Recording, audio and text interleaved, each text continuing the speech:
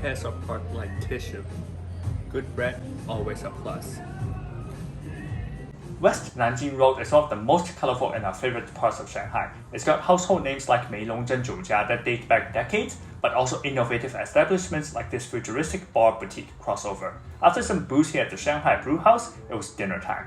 Within the concrete jungle of West Nanjing Road is a rainforest called Husk, or perhaps it's supposed to be a secret garden of sort.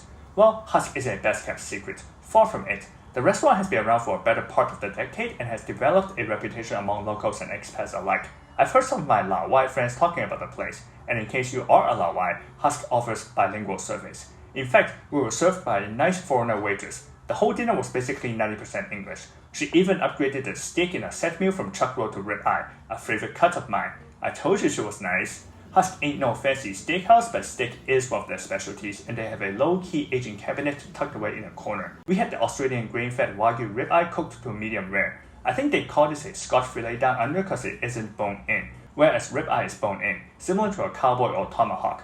Our slab had a decent sear on the outside, while on the inside you could vaguely see marbling in some cross-sections. That's MS4 quality right there. Fabulous mouthfeel, juicy and tender, almost no fiber. The same could be said about the asparagus even near the end of the stalks. I wish the steak was cut thicker, but I ain't complaining. The rest of the set meal had its ups and downs. It all started with this simple bread basket, which was a big up. Tears apart like tissue.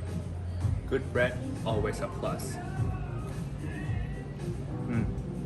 Ready.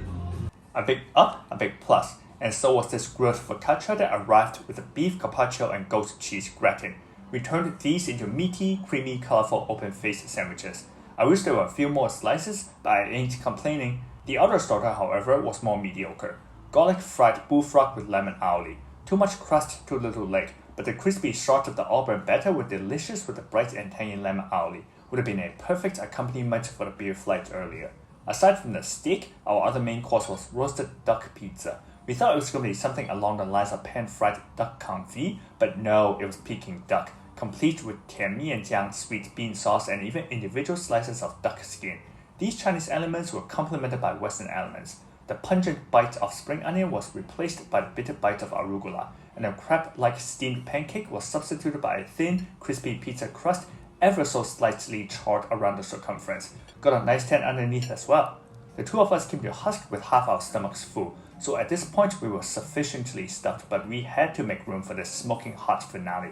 Husk very special fig and burnt butter. Signature fig pie is smoking, and it smells great. It smelled intensely nutty, very much like burnt butter indeed. The dollop of ice cream added to the richness and provided contrast in temperature, while the figs offered a floral and syrupy sweetness. This meal took place in late summer and was the start of fig season in this part of the country.